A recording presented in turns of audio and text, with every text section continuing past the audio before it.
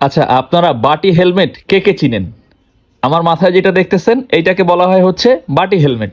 মানে বাটির মতো গোল, দুই সাইডে দুটো রশি লাগাই দিয়া বানাই দিছে একটা হেলমেট।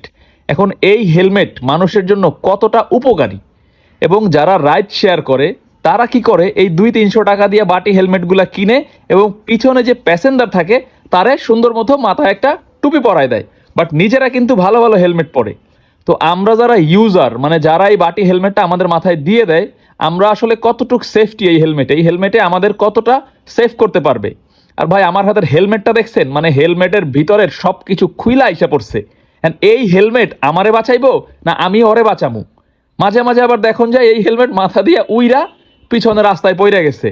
মানে এই হেলমেট আসলে যে কতটা নিরাপত্তা দিতে পারবে এটা নিয়ে আমি পুরো কনফিউজ, কারণ একবার যদি এই হেলমেট পরা অবস্থায় আমরা নিচে পইরা যাই, ভাই হেলমেটের জায়গায় হেলমেট থাকবো, মাথা মুখ টুক সব ছুইলা যাইব। তো আপনারা যারা এই হেলমেট ব্যবহার করেন অবশ্যই এটা থেকে মানে আপনারা বের হয়ে যান, কারণ এই হেলমেট খুবই ক্ষতিকর। এই হেলমেট ব্যবহার করা একবারে উচিত না। আর যারা এই হেলমেট ব্যবহার করে তাদের মাথায় এই হেলমেটটা ভাঙা উচিত। ধন্যবাদ। আল্লাহ হাফেজ।